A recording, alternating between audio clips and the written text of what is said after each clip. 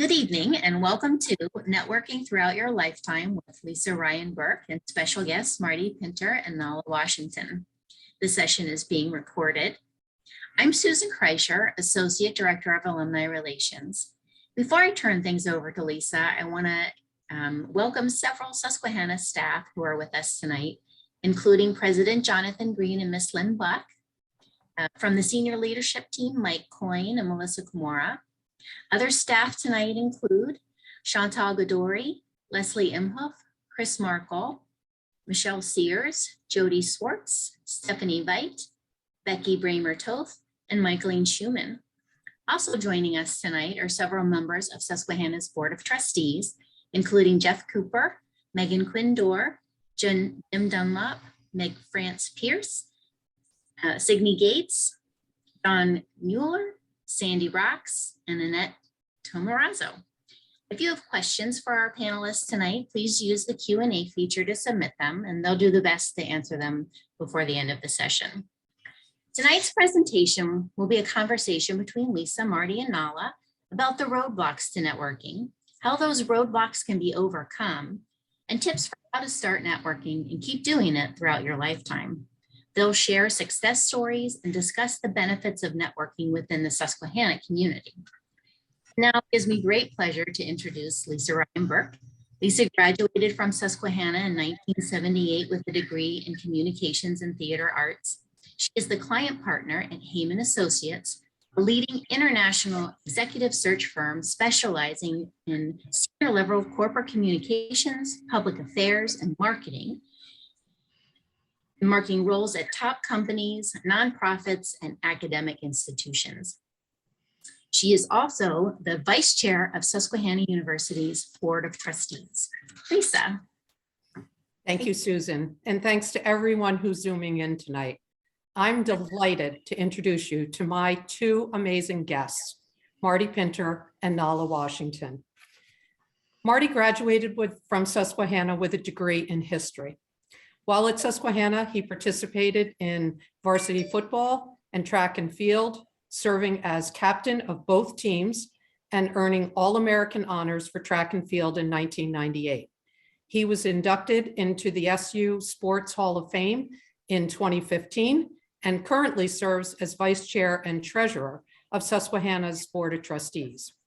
Marty is the global category manager for production equipment at CRH PLC, the world's largest vertically integrated building materials company. Marty, I had to practice that because that's a mouthful.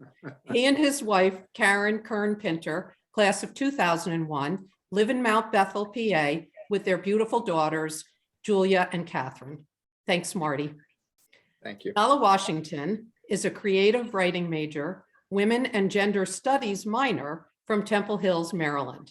She is a very engaged student, and let me tell you, that's an understatement. Serving as SU SLAM, yes, Public Relations Chair, sophomore representative of the Black Student Union, and member of the National Congress of Black Women, student intern for Alumni Relations, and student assistant for the Center for Diversity and Inclusion. Last week, Nala was very, very busy. She was on the planning committee for the recent MLK activities and introduced the winter convocation speaker, Peyton Head, activist and former president of the Missouri Students Association. Nala, as I said to you a couple of minutes ago, what don't you do? She's truly amazing, and absolutely, I've got two superstars with me tonight. So we've got a lot to cover about networking, but hopefully by the end, you'll feel more confident and comfortable to get yourself out there. So when someone mentions the word networking, how do you feel? Does it make your stomach flip? Do you break out into a cold sweat? Or do you think, bring it on? So let me put you at ease. Think of the word networking as a shortened version of the phrase, people you may know. You can even think of it as reaching out or relationship building, because you know what? That's really what you're doing. So I asked Susan to survey the alumni board and some students. I asked 6 questions about networking, and the results were fascinating. So on a scale of 1 to 5, with 1 being the lowest and 5 being the highest, how comfortable are you networking? So most people, believe it or not, answered in the 4 to 5 range, which means they're fairly comfortable networking, which I have to say really surprised me. So Marty, because I know you're one of those who was just bring it on, tell us your story. Network for me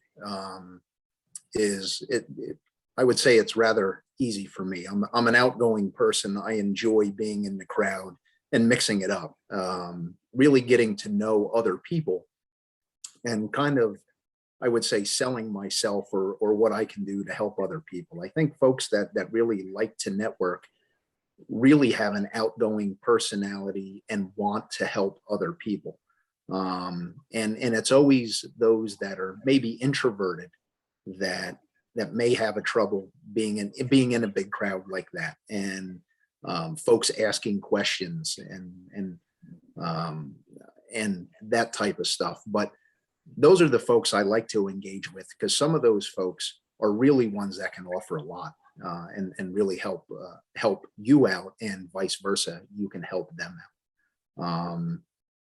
I think you just need to be relaxed. I think you need to be able to be comfortable to sell yourself and really be engaged and listen. That's what I think. Networking is not just selling yourself, but being a good listener. And I think it's a great place to practice that. So Marty, do you remember maybe like a first time of reaching out to someone and trying to network, or when we used to do events live and in person? Mm-hmm.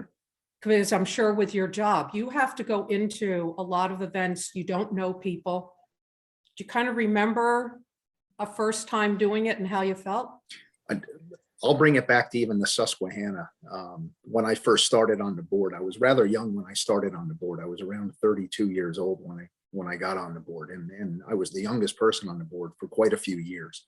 And that was very intimidating to myself, walking into a room of folks that are highly professional, very motivated, highly intellectual, and looking at yourself going, why am I here? And really trying to learn about what these folks do. And really it was the efforts that the board takes in terms of getting to know one another and being able to put yourself out there and really, what do you do? You know, some of them, it was very easy. Signe, for example, had a very high caliber job, and John Strangfeld, everybody knew John. But it was the other folks around the table that were very good in their professions, and really learning about that and being able to leverage that into some of my business by being able to call on folks with questions that I may have, and to say, do you know anybody that can help me out in regards to, A, B, or C within my job? That's great. That's great. So we're going to touch on a lot of points that Marty just brought up, but now I'm going to flip it to the next question I asked was, what makes you uncomfortable? And the answers ranged from feeling like it was a forced conversation, or I don't know how to keep the conversation going, to what's appropriate to ask for, all the way to, I consider strangers friends I haven't met yet, which is, Marty, what you talked about, and you're just comfortable just chatting with people. Mm-hmm.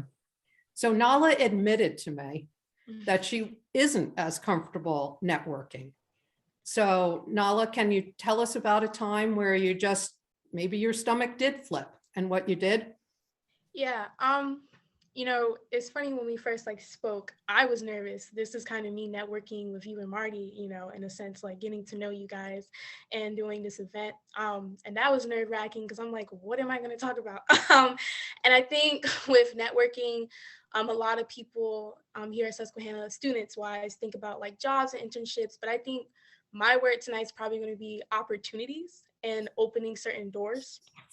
And so after having like a discussion with my parents about certain events, I'm a spoken word artist, especially back home in Maryland.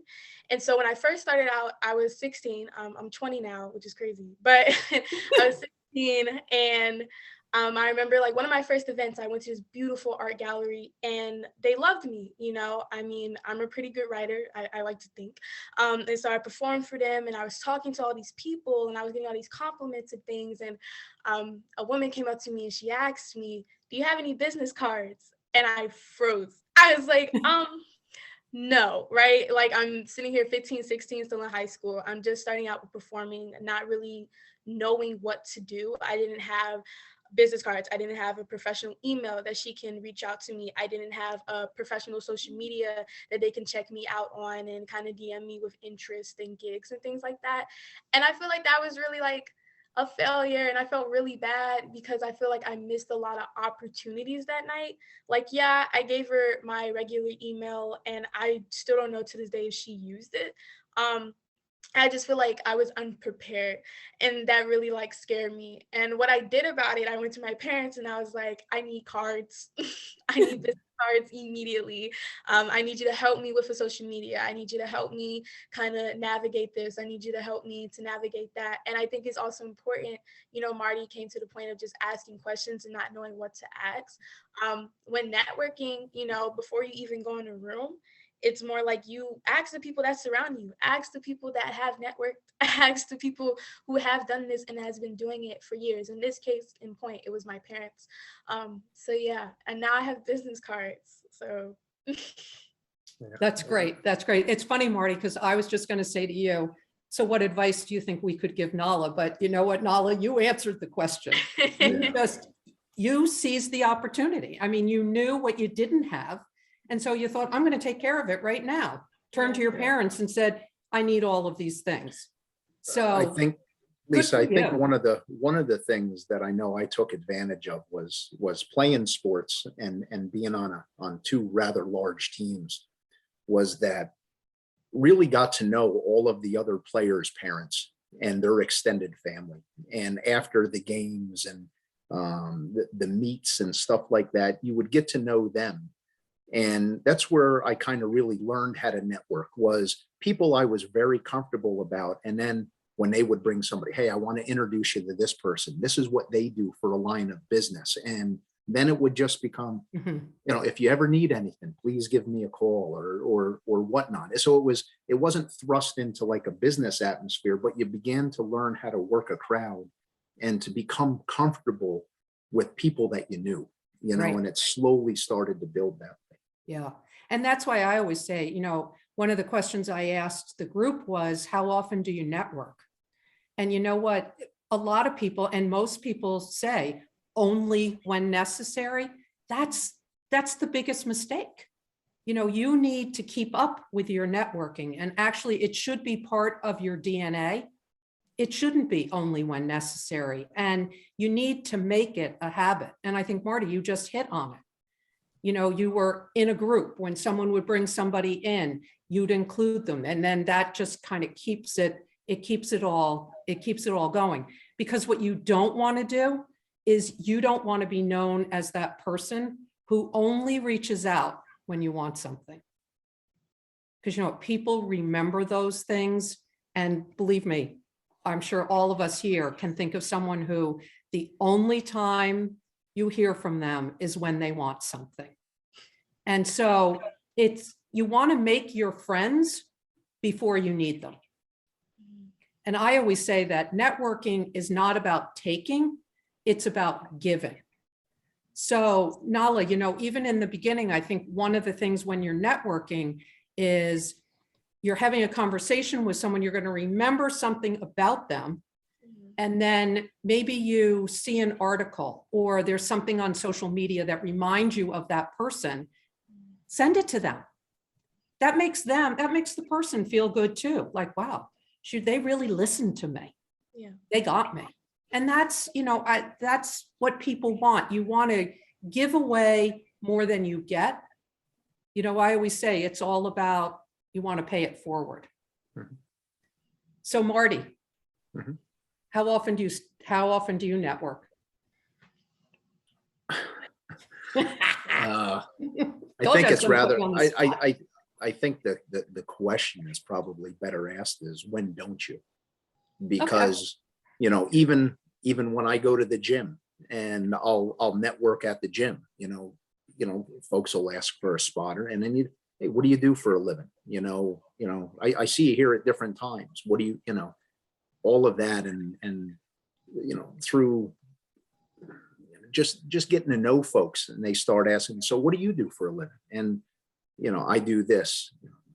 Anybody that knows anything here? Well, I can hook you up with that. Or I've got actually somebody you can contact. Here's their name and number. And then you make the connection there. And you begin to do it like that. But you're always networking. I'm not saying you just stand in line at the supermarket and start chatting people up. I mean, that may get a little creepy or whatnot. Why not? No, wait. Marty, I just read something. I just read something where they said you should put your phone down when you're standing online in a supermarket, and you should have a conversation with the people around you, because you never know. I literally just read that. So it's not creepy. Okay, I'll begin to do that. I'll take that as a takeaway. A takeaway. But typically right now there's not really anybody in line checking you out or whatnot. It's all self-service. So True. So I always say you should make networking part of your career map. And I think that early on, everyone thinks I don't have time to do it. And I think, Nala, you're in the perfect position. You've gotten involved on campus with so many organizations, you do so many things. Yeah. You're networking. Yeah. You definitely are. And later on, you're networking. The purpose of networking is you want to stay current in your field, or maybe you're going to learn something that you might not even think about. Yeah. So Nala, who do you reach out to? Everybody. Anybody I can, anybody I've ever sat down for lunch with, or just had a random meeting with, or just kind of introduce myself to. I'm not one of those people who just goes up to people like, hey, but like if I hear about a certain event, or there's a club I'm interested in, because again, networking isn't just like jobs and internships and things like that. It's all these different events that we have on campus that one might seem pointless and another might see as an opportunity. And even just people on campus, how I've met most of my friends and the people that they talk to, the things that they do on campus, and the things we can do together and collaborate on. So I talk to anybody that I can. I talk their ear off. I'm like, hey, I do this and I'm this, and kind of like talking myself up. But again, I do think, to Marty's point, it's also important to listen. To be an active listener is definitely very important when networking, and just kind of making that bond and that connection. Yeah. So now I got a question for you. So when you're done on campus, like after your MLK introductions and stuff you did the other week, did you go out after that to the crowd and talk to folks and network after that? Oh, or yeah, of course. I don't know. Well, Peyton Head's really well known, and I love the whole activism thing. I love everything that he stands for. Especially if it's something I'm interested in, then I definitely want an effort to get to know people, to talk to people. I made the effort prior to actually go to a lunch with him and actually like get to know him, talk to him as a person outside of all the stuff that he's known for. And I thought it was just really cool. I think we forget a lot of the times that these employers and that these important people, so to speak, or people in general, are people, and they have other stories that we don't know. And then I feel like we should. So of course, I talk to him, I talk to crowd members, I talk to people who ask questions, yeah.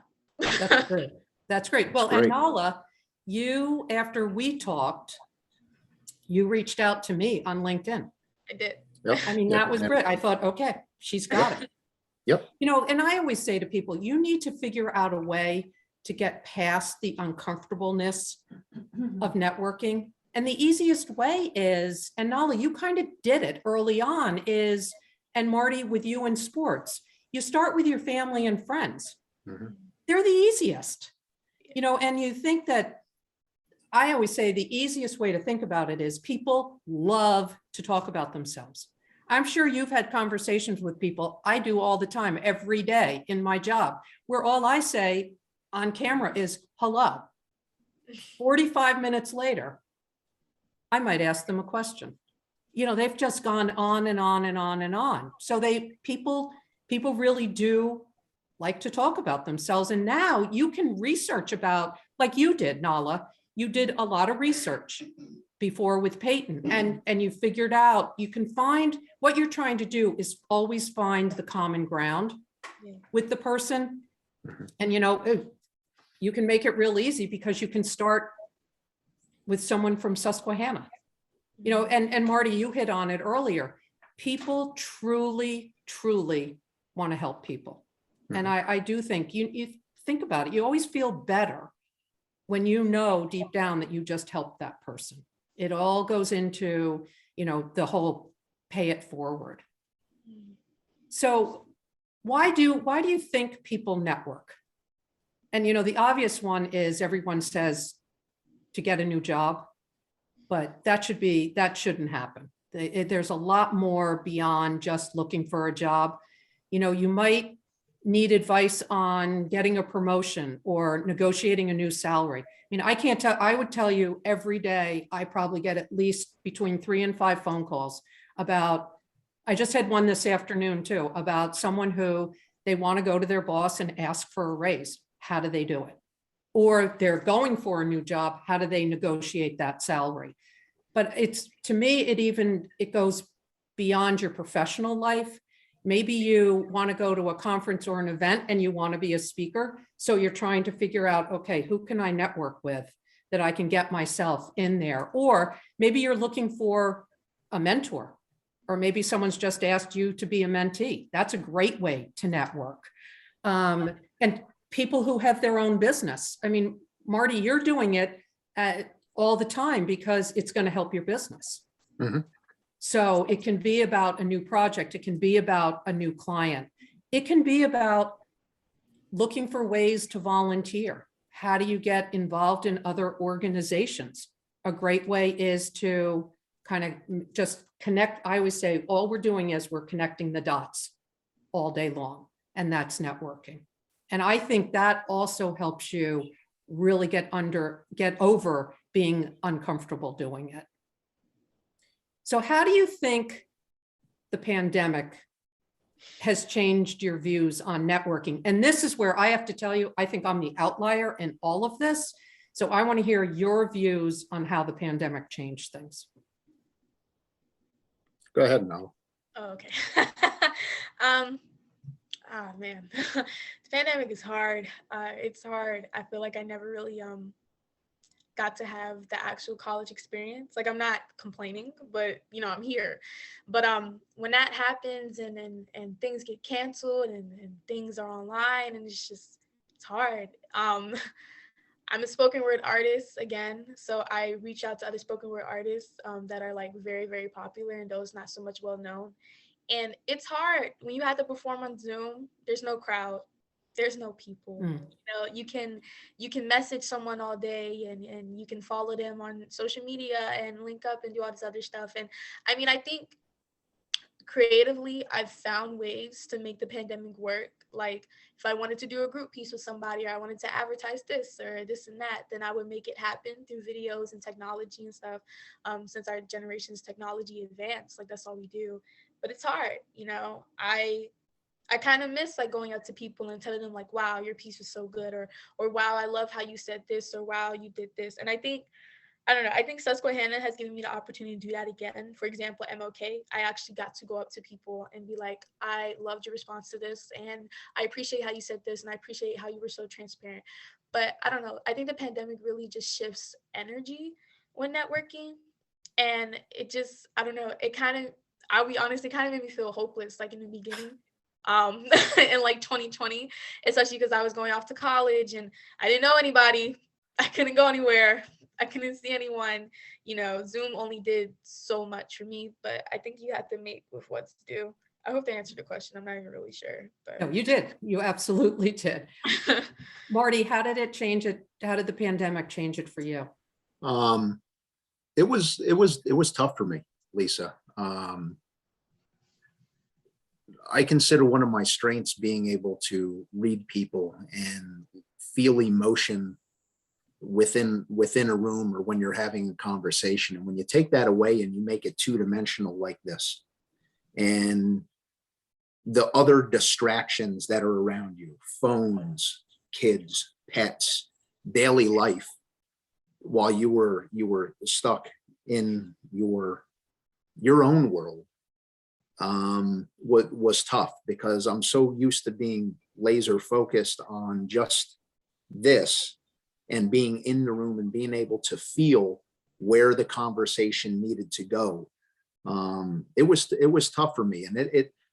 And when you start adding, for myself, different cultures, when I'd have to have Teams meetings in Asia and in Europe at all different times of the day, it made it even more difficult, because now you didn't get a sense of whether or not they understood, or that you couldn't really tell if they were getting it, or if they were able to extract things out of our conversations and ask for different things.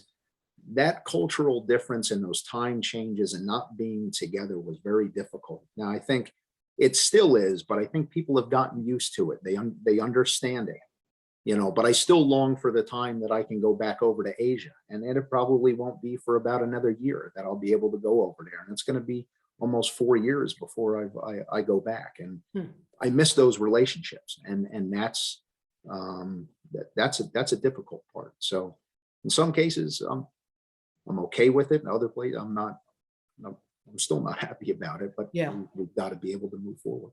Yeah, no, I'm with you totally, because I mean, our business, this is where I think I'm the outlier in this, because I was always somebody who I used to say to our clients, I have to get in front of candidates. Mhm. I can't interview someone like this. I've got to read them. I've got to be, looking them in the eye. And you know what? We weren't going to exist if we couldn't just kind of change instantly. And we literally had to do it overnight and figure out, we got to figure out how to read people on a screen. And I think what I really enjoyed, Marty, with meeting people is seeing animals, dogs barking, phones ringing, kids coming in. I mean, I have a hysterical one of a client. We're in a meeting and she has twins, and first they're 13 years old. First, the son comes in and he just comes in to get something and leaves. And our client's looking at him like, get out. You see the door is closed. And she said, I always say when the door is closed, you don't come in. I'm on a call. He leaves. All of a sudden, the daughter comes in and she turns and just looks at her. The daughter said, Mom, what I have to say is much more important than the people on the screen. I thought it was hysterical. I loved it. I loved it because you meet people in their real space, and you are kind of watching how they react to it. And I wasn't holding anything against anybody, and we had the cats walking across, all the things you hear about. And it's happened. And it just, now I think people are so relaxed about it. It's just, you take me for who I am. But one of the things that we noticed during the pandemic is you could kind of you could create your own group.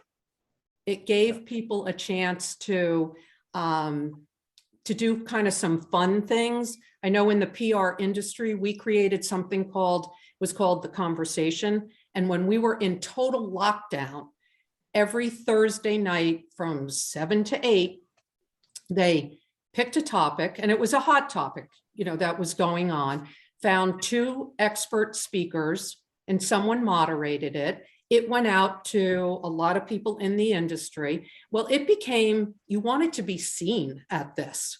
And you can scroll and you see everybody who's zooming in. And apparently all the things that have happened from that, people networked and they got business, or they changed jobs, or just reconnected with people that, they hadn't seen in forever. So we went from weekly during the lockdown to over the summer. Then we decided, you know what, we're just going to go monthly. And the last Thursday was the one, and it was Adam McKay and Ron Suskin from Don't Look Up, talking about climate change. I mean, it's incredible, but it all happened because of the pandemic. So it does give you other opportunities to kind of be that creative entrepreneur, if you will. So what's the best advice you've ever received? And Marty, you talked about it right from the start of be a good listener.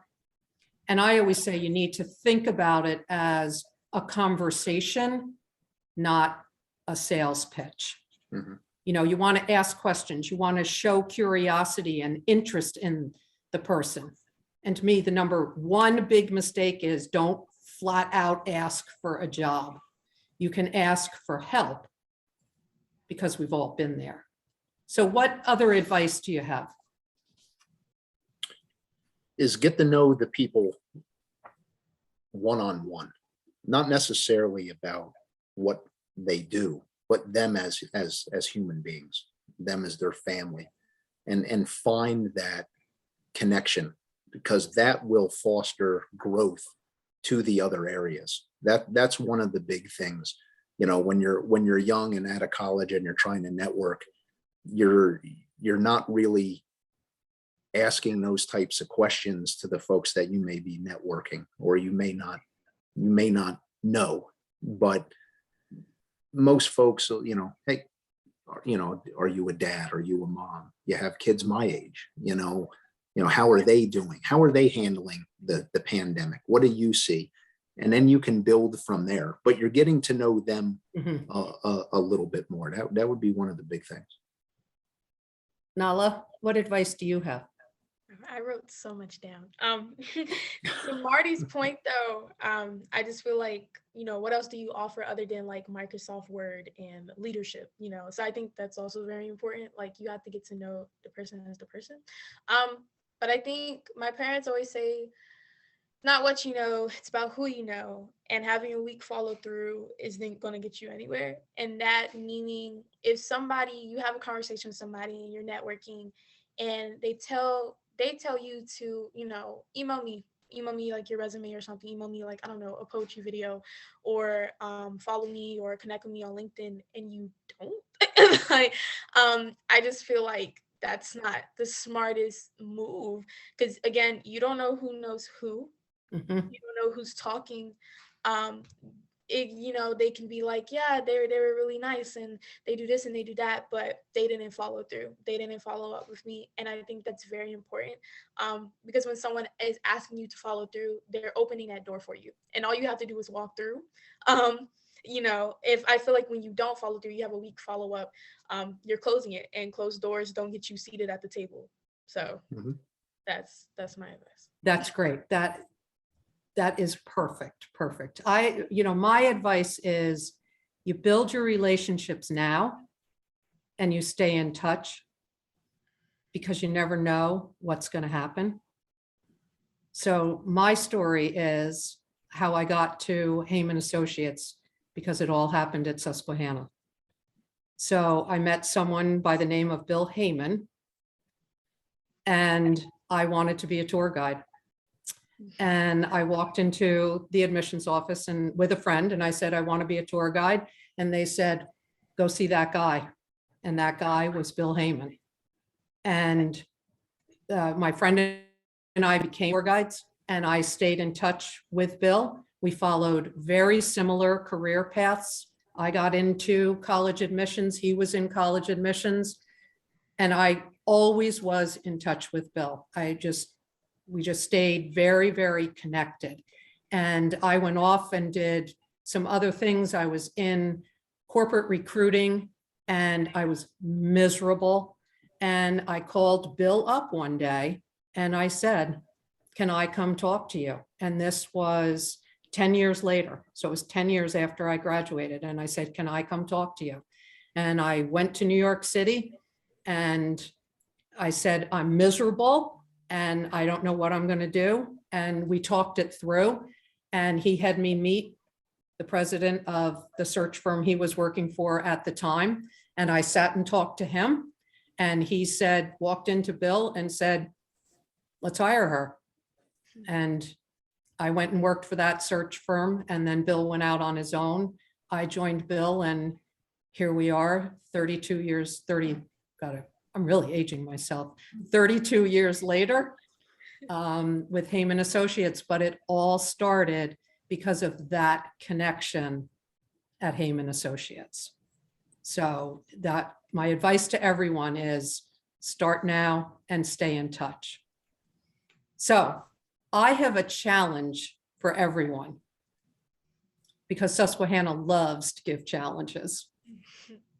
So while the information that we've all given you is fresh in your mind, I want you to, everyone, to come up with 5 people that you want to network with.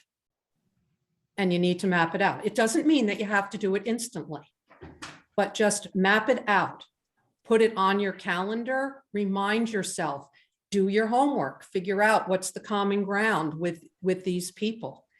And I want you to have a friend to help to hold you accountable for it. And the easiest way is it's Susquehanna. So you can reach out to 5 people who are on this call, on the Zoom right now. And that's going to get a friend and make sure you follow up. And as Nala said, follow up, and follow up. Everyone loves a thank you. And when they give you the advice, take the advice. So it ties it all together. So wait, I'm sorry, Susan, I've got one last thing. As the daughter of a librarian, I always have to recommend a book. So tonight I've got 2, and these will be helpful to you. The first one is Reach Out, and it's by Molly Beck. And it's exactly what we're talking about. It's all about networking. And then the second one is called Super Connector. And this is where the whole part of relationship building that they really say the word is not networking. It's the super connector. It's relationship building. And it's by Scott Gerber and Ryan Powell. They're 2 excellent books. I happen to have read both of them. Thank you. Well, we're not done yet. I just wanted to transition into the Q&A. And we did have some questions that were submitted ahead of time. But before I go into them, I just wanted to read an interesting comment by Michaeline Schumann. She was talking about the comment in the grocery store. And a few years ago, she was at the dog park here in town and ran into the parent of a Susquehanna alum. And because they were talking, she found out that, this woman's child had gone to Susquehanna, was a connection back to that alum who then participated in Breakthrough, our networking conference. So that was a great connection and outcome there. And Marcella said, just commented that having conversations with strangers then become networking opportunities. And she also mentioned that, you can network at work and school where you volunteer. Just conversations all the time can really help you build your network. So we have a very diverse group with us tonight. We have alumni from the decades going back to the 50s.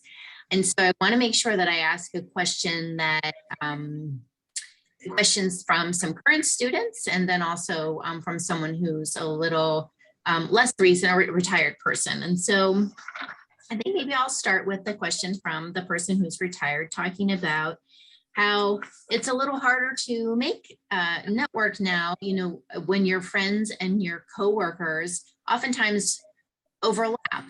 And then when you retire, you don't have those logical connections anymore. And so she was looking about some tips for how to network and make friends when you don't have the career focus anymore. I don't know if you have thoughts about that. I do. I actually have quite a few thoughts on that. So, and it happened this morning to me. So here's really up to the minute on networking, because it didn't have anything to do with work. Happened to be with a friend, and in this very cool kind of like a WeWork place, but in Jersey City, and all the fun the amazing, amazing activities that they have in this building. And I had asked the age range of the people who live there. And it is from young single people to young married people to people in their 70s and 80s. Activities like you would not believe. Spanish lessons. They do like very fun, during the pandemic, in the lockdown, they were doing tours of Jersey City on your bike, walking tours. They knit these unbelievable, with your hands, not with needles, these really fun blankets. I mean, it literally was whatever activity you wanted, you could find there.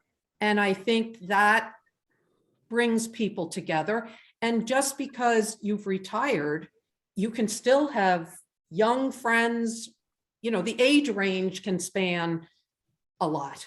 There also, though, is a group called Revel. It's REVEL. If you just Google Revel, and it goes back to kind of starting different groups. And so in each area, you can kind of come up with a community of Revel and come up with the activities that you want to do. If you go on the website, it does a great job of explaining all these different kinds of events. And it was everything from, you know, when everything was virtual to, you know, a virtual cooking class, to writing. They were doing virtual writing. It looks really, really interesting. So that's another way to do it. And of course, I would say volunteer. Find an organization that you really believe in, volunteer, and that's the easiest way. You're going to make friends and you're going to continue to network. And Lisa, I would say even, you know, continue the SU networking is join your alumni chapter. Mm-hmm. You know, and I would even, you know, I mean, Susan, I don't know if this would be, if they're allowed to do this or not, but even current students, join or find out where your local alumni chapter is and go to those events. Even though you're still going to SU, you get to network with other alumni that have graduated, and really you've got a connection already there. And you can start, hey, this is what I'm working on and whatnot. But I think the alumni chapters and how they've grown at SU over the past, you know, years is phenomenal.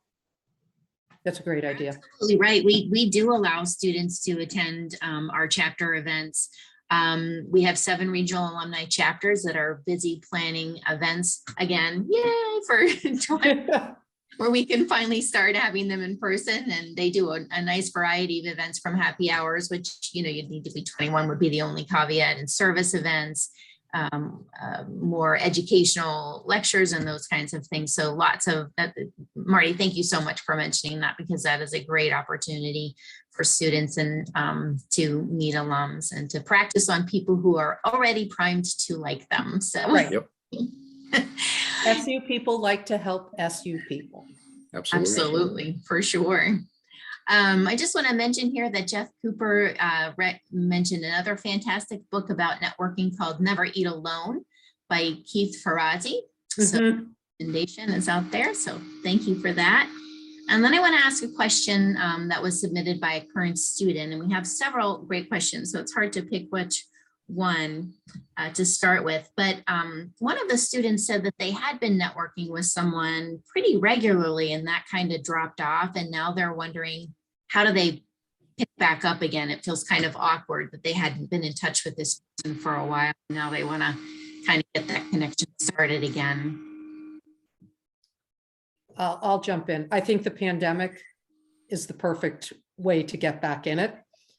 You know, that you can just say, given the pandemic, that you did, be honest, that you did lose touch, but now it's time, you want to reconnect. And I firmly believe the person will be right back there with you networking. So I don't think that's awkward, and I wouldn't think of it as awkward.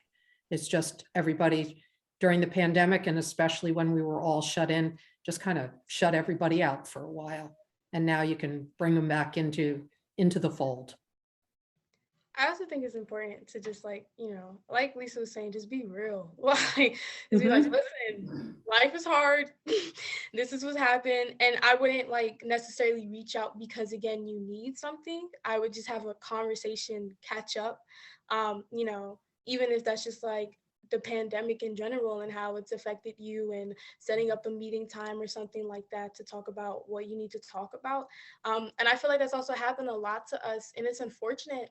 But what I want to say to that point is just failing doesn't equate quitting necessarily. And honestly, and my father actually taught me this, is just looking at failing as opportunities to grow.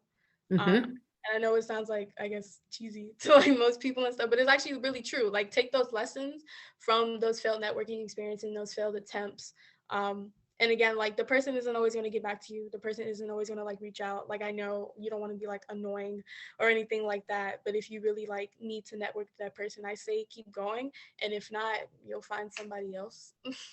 Yeah, but also don't give up easily Yeah. either, because you have to remember people are busy and they might not be able to respond to you right away.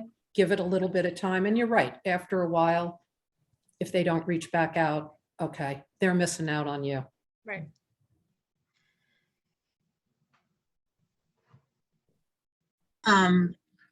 So Lisa, you already answered this question, but this is probably going to be directed more at Marty, but who was the most important person you have networked with in your career? And I shouldn't have assumed, Lisa, that you were, your experience was the most important one, but, and I guess Molly could answer that as well too. So far, who's been the most, so I think people might be surprised sometimes who can be the most helpful. That's a great question. I don't, probably one of the most impactful networkings that I've had has been with one of the members on the board of trustees. One that he's no longer on the board, but I keep in constant contact with him, really as kind of like an executive mentor. He was CEO of a couple of large corporations, and it's somebody that I can rely on having a frank conversation and giving me a different perspective. So, or he can say, who you want to talk to on the board may be X, Y, or Z. They've got a lot of experience in regards to this, whether it be financial or whether it be maybe in terms of management of, cross businesses globally, that type of stuff. It's very tough because I think you have impactful networking depending on what. So business wise, yeah, that would be one of them, and then of course you have your personal ones, I would say probably the most impactful networking I had was with my wife, is really reaching out and getting to know her at Susquehanna. Aww. And that grew into a great relationship. And I think, that was reaching out because she was a psychology major and I was not very good in psychology, but I knew, she had always scored great on tests and stuff like that. And I said, hey, I need some help. Can you help me run this past me? And that's how it started. I think for me, it's probably one of my mentors back home. He met me maybe when I was like 14 at the time, and I just started like taking writing. Like I've always loved like essays and things like that. And he's like, "Do you want to do this for real? Like you want to perform?" And I'm like, "I don't know, do I?" And I feel like just building that relationship with him over the years, like I can text him at any time and be like, you want to know what happened today, or tell him about like my school day, tell him about my classes. Like it's not just strictly work and gigs and things like that. So I really, really appreciate that connection. He's really helped me get my name out there, especially in Maryland and DC and Virginia, and just kind of helping me like, this is what you need to do to do this. It is not just lessons with like writing and performance with poetry, but just life. So yeah, that's, I made a lot of connections so far though. Susan's a great one too. So. Thank you. Another great SU networking story was submitted by John Rendino, who said that, he finds that he runs into people across the country and across the globe, really, because he wears the Susquehanna gear. Mhm. So we always encourage you to do that. And that's what Orange and Maroon Day on May 1st is always about. But you don't have to wait and do it just on May 1st. That's a great way to run into people. One of the questions submitted by Michaeline was, how does identity and culture impact networking?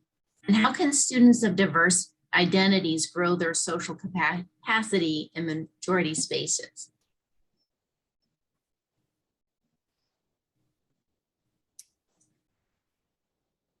I think you need to build relationships with everyone, regardless. I mean, it's just, I'm a firm believer, and everybody's going to advise you. I don't want to say give you something, because that's not it, but they do want to help. And I think by broadening your reach by all different types and kinds of people and different areas, whether it's professional, your personal life, I think it should all be inclusive. I think it's really important too, like as a student of color, to help create those spaces as well. But you definitely, I don't know, we want to be comfortable, we want to, be treated the same way that everybody else is kind of treated. That's really all I have to say about that. Yeah, that's why I'm saying it's all about, we're all one, be inclusive. Susan, I just want to I know on John's question, he had asked that, how many other people have worn their SU stuff and done that. I had a unique experience where I was about 2.5 hours north of Beijing in the dead of winter time. It was actually over between Thanksgiving and Christmas, where me being a history buff, I love going to the Great Wall. And I remember hiking on the Great Wall. It was probably about 15 degrees below zero, and I was one of the only nuts up there. And when I was walking back to the parking lot to my car, somebody stopped me and said, I had a Susquehanna wool hat on, and said, Susquehanna University, I know that place. My niece or nephew graduated from there. That's a great school, but that's the furthest place that I've ever been removed that somebody has actually said that to me. That's great. Yes. Okay.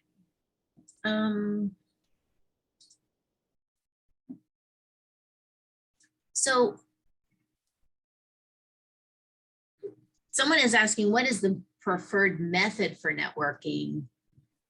And I suspect it's going to vary for a person, but is there one way that seems to work better than others? In person, LinkedIn? Yeah, I think when we can go to events face to face again, I'm with Marty on, it is easier to do it face to face, but Yeah. People send me an email. I mean, that's how most people do it with me. Nala, we did it on LinkedIn. What I think is hard sometimes is you have your email, you have LinkedIn, and sometimes you just can't get to both. So I personally tend to respond to my email quicker than on my LinkedIn. That's just me. Other people, maybe it's the opposite, or they do better at balancing that. But I think just because my email is up all day long, and yes, my LinkedIn is too, but I tend to gravitate towards my email just because I like to see the inbox go down. I play a game with myself every day. So. Yeah, for me, it would be email, because I get absolutely inundated in LinkedIn by people trying to connect that are trying to sell things and Right. try to develop their networks in regards to that. But folks from SU, I can typically tell when they hit me from LinkedIn, and I click on them that, okay, they're a Susquehanna grad. So I accept it right away. And we'll usually write back and say, it was great making the connection. I'm here to help whenever if you want to connect or anything like that. So. I think hopefully everyone watching already does have Susquehanna University on their LinkedIn, but if you don't, Oh, I hope so. that you do, that it's easy for people to find you. If they're and also including some of the activities that you had as a student is a good connection point as well. So athletics, certainly sports that you played, but other experiences that were very meaningful for you will make it easier for students to find you and connect with you if that's something that you're interested in doing, which I hope that you are. I'm sad to say that our time is at an end tonight, but thank you all so much for your input tonight. This was extremely informative. I learned a lot. I think it's, something that you continue to learn and grow. It's not something that you can just say, I've got it, I'm done, I don't need to learn any more about it. And so you continue to learn and grow, and you've helped us do that. And for the students on the call, it's been particularly helpful in preparation for Breakthrough, which kicks off next week, the Student Alumni Networking Conference, to help students prepare for life after Susquehanna. So I'm super excited about that. In closing, I just want to thank you again for joining us and let you know about a few upcoming events. The next online mini course for alumni is the Entrepreneurial Mindset with Dr. Emma Fleck, Department Head of Marketing and Management, which starts on February 16th. And on Tuesday, March 8th at 7 p.m., Charles Barley, class of 1990, will talk about cybersecurity. For more information about the upcoming SU events, go to www.sualum.com. Thanks again. Good night. Thank you. Good night, everybody.